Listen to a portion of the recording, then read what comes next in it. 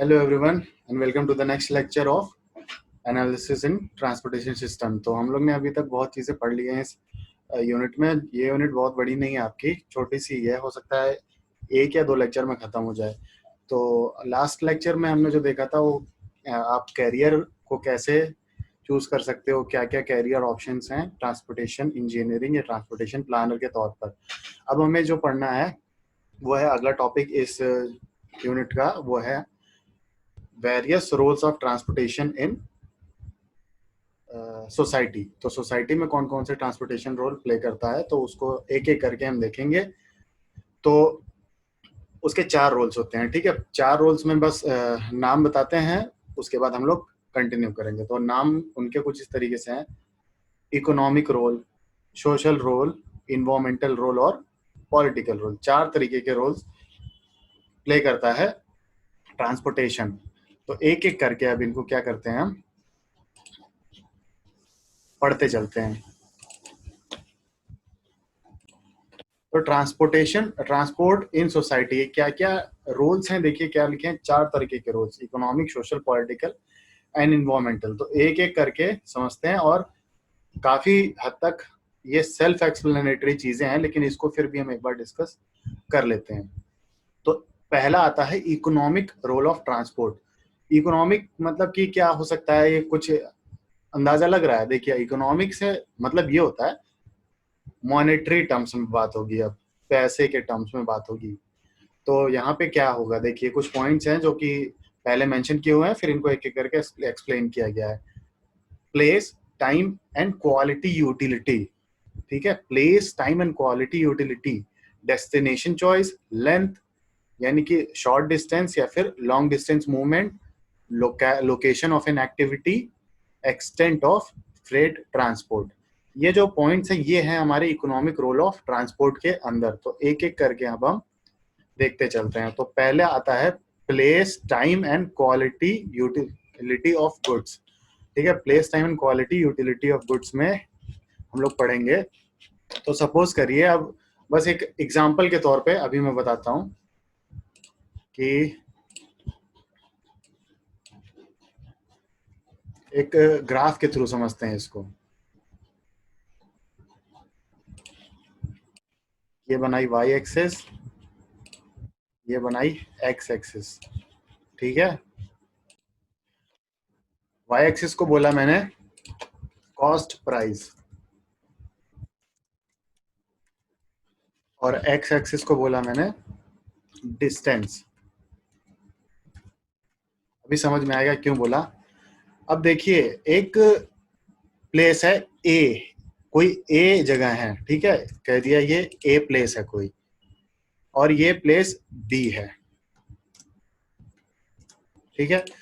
एक place a है, एक प्लेस बी है। तो ए पे जो जनरेशन का कॉस्ट है, जहां पे बना, ये एक ए मान लीजिए कि एक ऐसी जगह है जहां पे प्रोडक्शन हो रहा है, जहां पर क्या बोलते हैं, प्रोडक्ट का एक तरीके से मास प्रोडक्शन हो रहा है। तो उस जगह पे फैक्ट्री होगी, फर्म होगी, कुछ भी होगा, तो उसका कुछ कॉस्ट होगा, ठीक है। उसका कुछ कॉस्ट होगा जो कंस्ट्रक्शन कॉस्ट होगा। तो सपोज मैंने बोला कि वो कॉस्ट कुछ इतना है, approximately this much is the cost for the manufacturing of the product, ठीक है। फिर एक और कॉस्ट आ गया, पहले लिखते चलते हैं नहीं तो कंफ्यूजन होगी।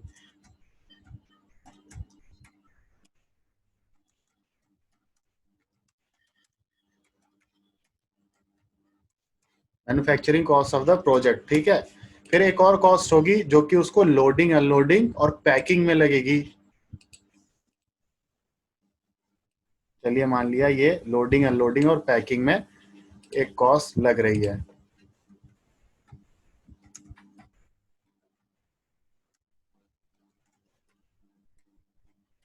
लोडिंग, अनलोडिंग और पैकिंग में। अब बी एक प्लेस है, ठीक है, बी एक प्लेस है।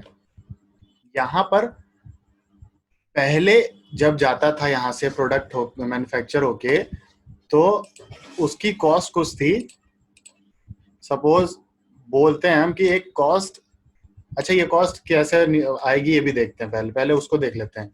तो जितना डिस्टेंस ट्रैवल करना पड़ता है, जैसे ट्रांसपोर्टेशन कॉस्ट जो इंक्लूड होगी वो डिस्टेंस के हिसाब से ही होगी। अब जो डिस्टेंस ट्रैवल करना पड़ रहा है वो कुछ ए बी है, ठीक है, ए से बी तक का डिस्टेंस ए बी है, और उसके बीच में कुछ ट्रांसपोर्टेशन कॉस्ट लग गई है। Suppose this much is the increased cost और फाइनल कॉस्ट ये बन रही है कि मैं नेमिंग करते चलते हैं हम लोग ताकि हम लोग को और इजी हो जाए। ओ बोल दिया इसको, ए बी, सपोज हम इसे कहेंगे सी, इसे बोला हमने सी, और ये बोल दिया बी। यहां पहुंचे तो इसे बोला हमने एफ। एफ क्यों बोला अभी बताते हैं, या एफ बोलने का कोई खास रीजन नहीं है, चलिए उसको हम ई ही बोलते हैं, नहीं तो अभी कुछ लोग कंफ्यूज हो जाएंगे। A B C D E, अब यहाँ पर एक कॉस्ट जो है ये इंक्रीज हो गई है ट्रांसपोर्टेशन की वजह से, लेकिन जो एक कॉस्ट यूजर पे करना चाह रहा होगा वो होगा कुछ कम है। जो यूजर पे करना चाह रहा है वो, suppose this much is the cost that user wants to pay, तो मैं हमने इसे कह दिया यहाँ पर एफ है, ठीक है, ये कॉस्ट एफ हो गई, और एक्स्ट्रा कॉस्ट ये यूजर पे नहीं करना चाह रहा है, ई एफ जो है ये यूजर पे नहीं करना चाह रहा है।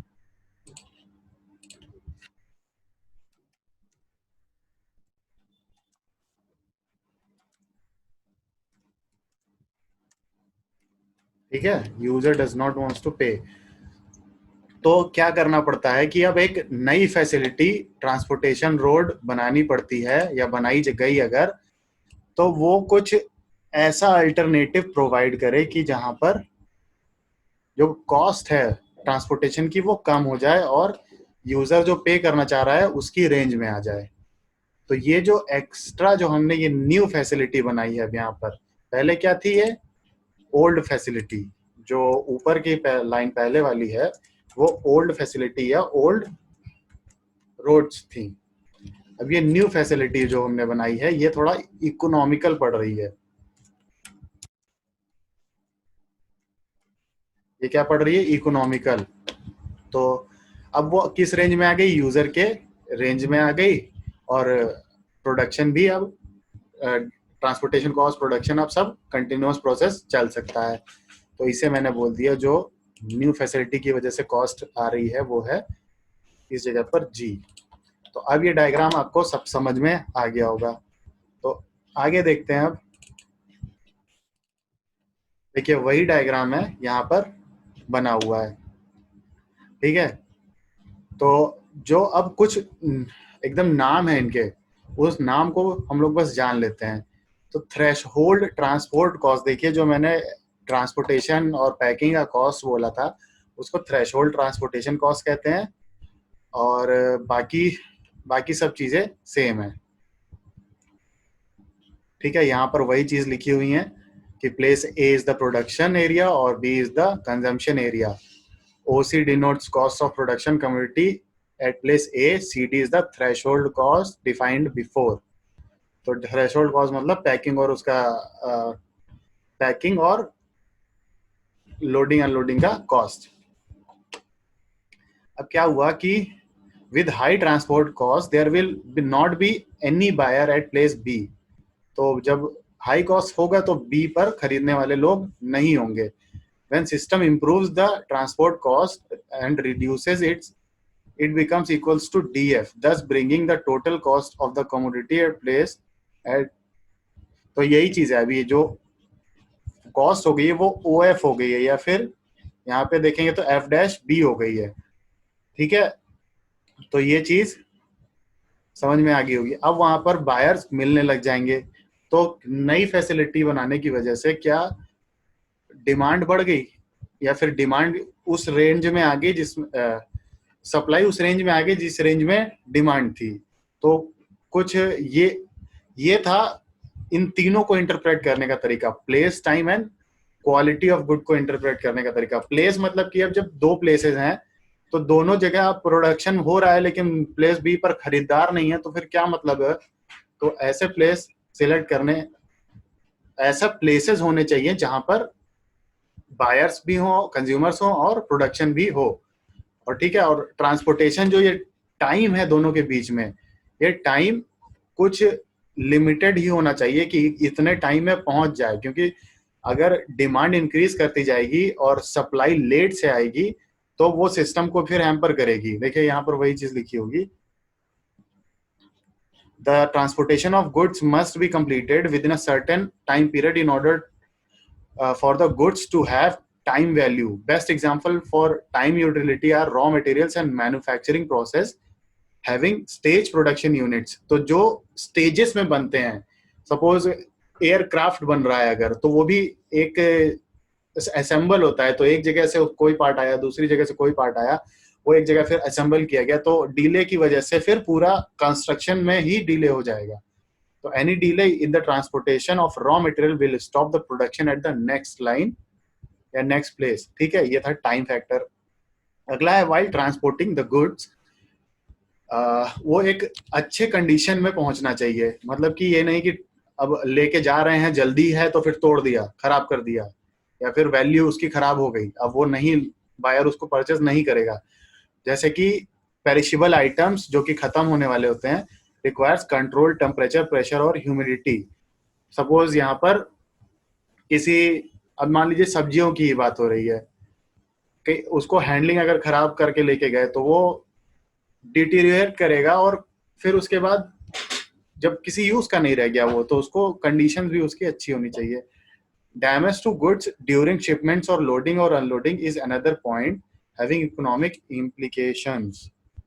ठीक है, तो ये अनलोडिंग और लोडिंग को भी कंसीडर करना पड़ेगा, क्योंकि ये भी एक इकोनॉमिक फैक्टर इंक्लूड करता है हमारे ट्रांसपोर्टेशन में। ठीक है, ये पहला पॉइंट था हमारा, इकोनॉमिक फैक्टर्स या इकोनॉमिक रोल ऑफ ट्रांसपोर्ट में। तो अब दूसरा पॉइंट जो है वो है destination choice and transport cost. तो इसको भी देख लेते हैं।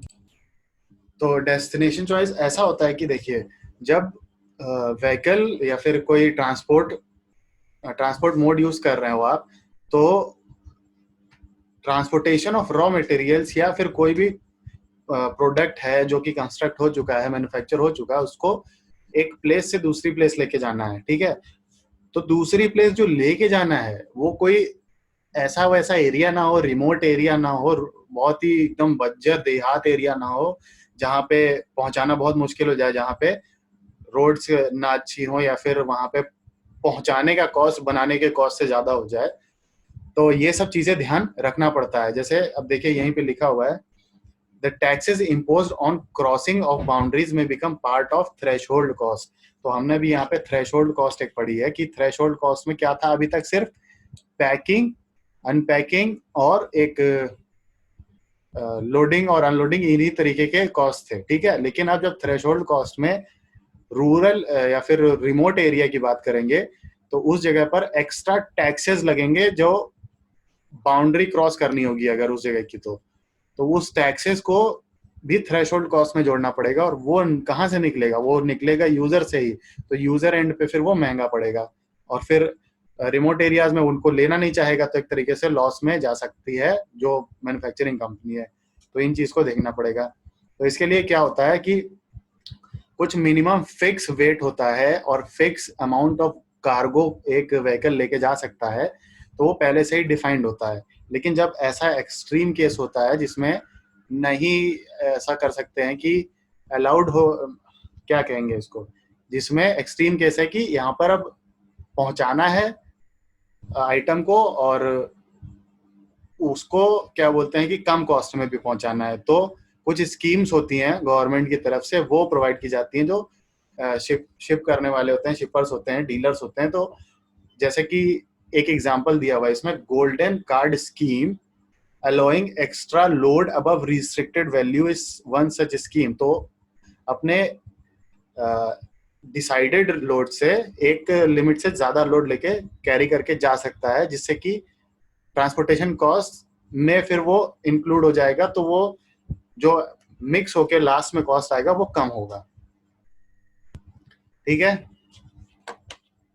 अब अगला क्या है, इकोनॉमिक रोल ऑफ ट्रांसपोर्ट में, यूज ऑफ डिफरेंट टेक्नोलॉजी। तो इसका क्या मतलब है, इसको भी देख लेते हैं। इसका कहने का मतलब है कि जब आप एक ऑर्डर फॉलो करोगे, अगर आप कंसीडर करो human bag, horse, cart, truck, rail, इन चार चीजों को अगर कंसीडर करो, तो जो सबसे ज्यादा कॉस्ट होगा एक माइल ले जाने का, एक टन प्रोडक्ट को, वो ह्यूमन बैग पे सबसे ज्यादा कॉस्ट पड़ेगा, फिर हॉर्स पे कॉस्ट पड़ेगा, फिर कार्ट, बुलक कार्ट हो सकती हैं, फिर ट्रक पे, और फिर रेल पे। तो रेल अगर ज्यादा सामान को लेके जाना है तो रेल सबसे सस्ती पड़ती है।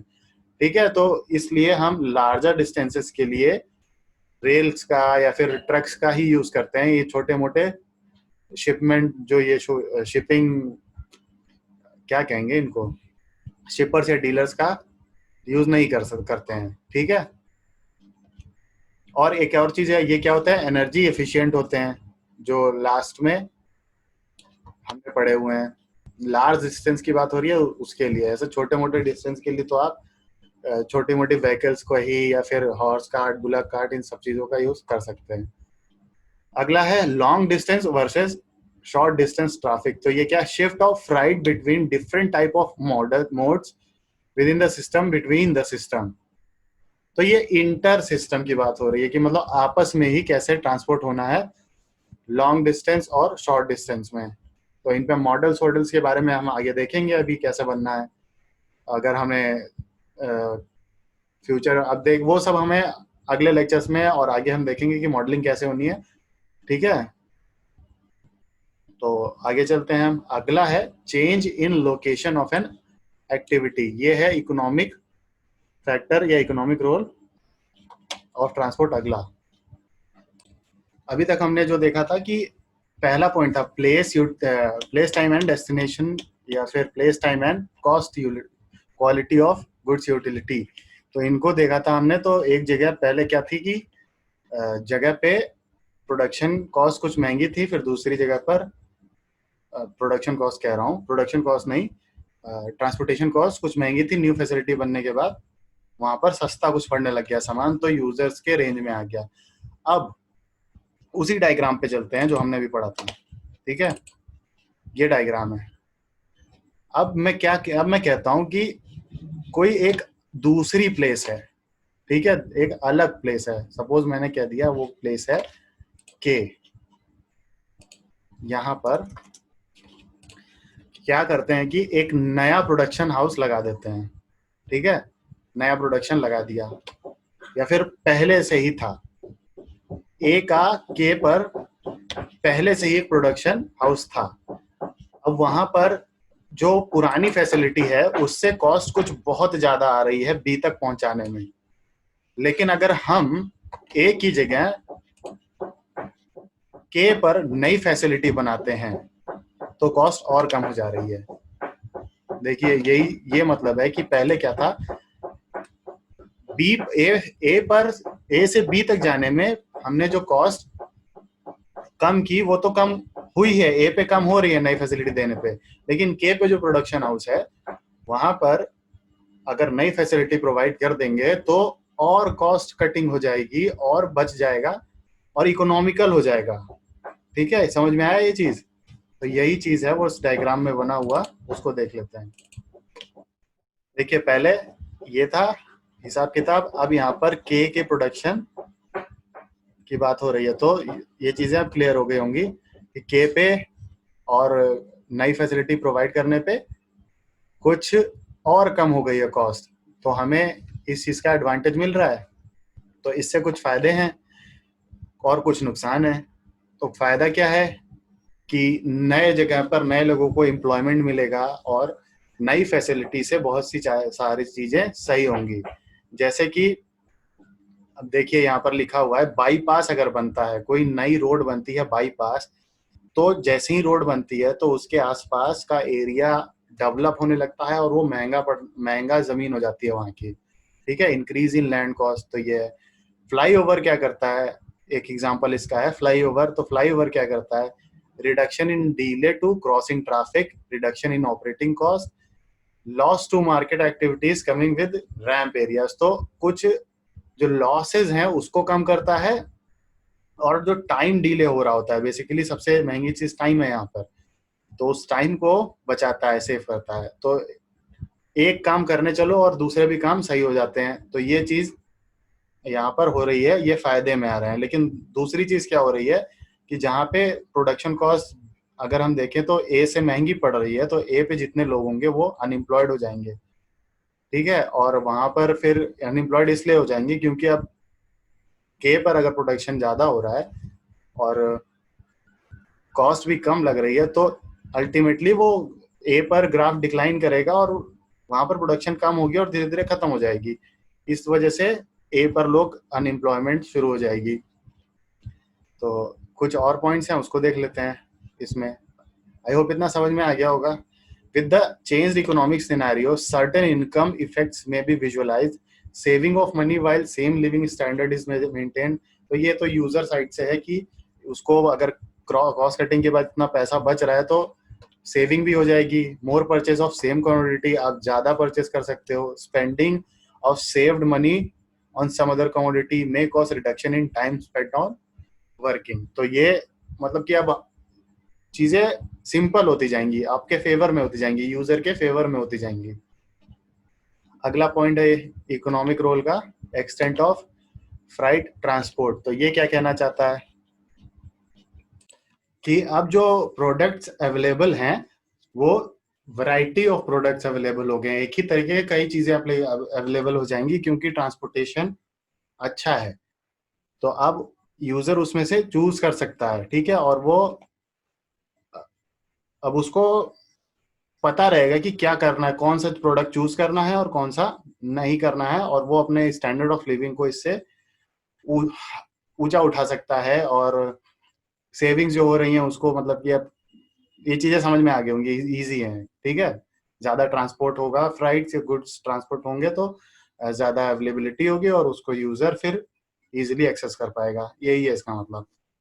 ठीक है, तो हमने इकोनॉमिक रोल पढ़ लिए हैं। अब कौन से आते हैं, सोशल रोल ऑफ ट्रांसपोर्ट। तो सोशल रोल क्या कहता है, इसके चार पॉइंट्स क्या है, formation of settlements, size and pattern of settlements, ease of travel, long travel, ये आते हैं सोशल रोल में। तो सोशल रोल में अब एक एक करके देखते चलते हैं। फॉर्मेशन ऑफ सेटलमेंट्स क्या होता है, as far as the name suggest, ये होता है कि जब भी एक नई फैसिलिटी बनी है तो आसपास डेवलपमेंट हो जाता है और प्रॉपर एम्प्लॉयमेंट जनरेट होती है, और बाकी चीजें जो आसपास आप देखते ही होंगे हाईवेज पे या फिर कोई भी नई रोड फैसिलिटी बनी है तो वहां पर डेवलपमेंट होना ही होना होता है, ठीक है। जैसे अब यहाँ पर जो चीज लिखी हुई है उसको पढ़ लेते हैं फटाफट से। Formation of settlement helped in the end of nomadic life. Nomadic life मतलब कि जो ऐसे फूड गैदरर होते हैं, वो हंट करके खाने वाले वो थे, अब उनसे उनके बाद अब फॉर्मेशन ऑफ सेटलमेंट मतलब कि अब वो एक जगह पर रहने लग गए, ठीक है।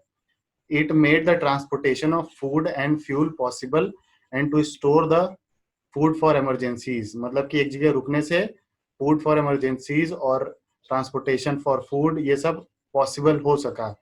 The saving of time due to better transportation resulted in other activities. देखिए, अब हमेशा चलते रहने से अच्छा है कि ट्रांसपोर्टेशन फूड का हो और जो नेसेसरी रिक्वायरमेंट्स हैं उनका हो, तो टाइम बचेगा, और टाइम बचेगा अगर इंसान की जिंदगी में तो कुछ और सोच सकता है। सिर्फ एक ही काम थोड़ा ही है कि बस जंगलियों जैसे चल रहे हैं और खाना पीना खा रहे हैं हम, ठीक है। तो ये एक proper sophisticated developed human being का फॉर्मेशन ऑफ सेटलमेंट, इससे हम समझ सकते हैं कैसे हुआ। The terminal facilities got developed near such transport point. तो ये एक हिस्ट्री बताने की कोशिश कर रहा है कि कैसे सेटलमेंट्स बनी है ट्रांसपोर्टेशन की हेल्प से। जहां पे रोड्स हो जाती हैं वहां पर एक सेटलमेंट, लोग आसपास आके रहना शुरू कर देते हैं, जमीन लेने लगते हैं। तो ये आज से नहीं, बहुत पहले से होता आ रहा है, ठीक है। अगला है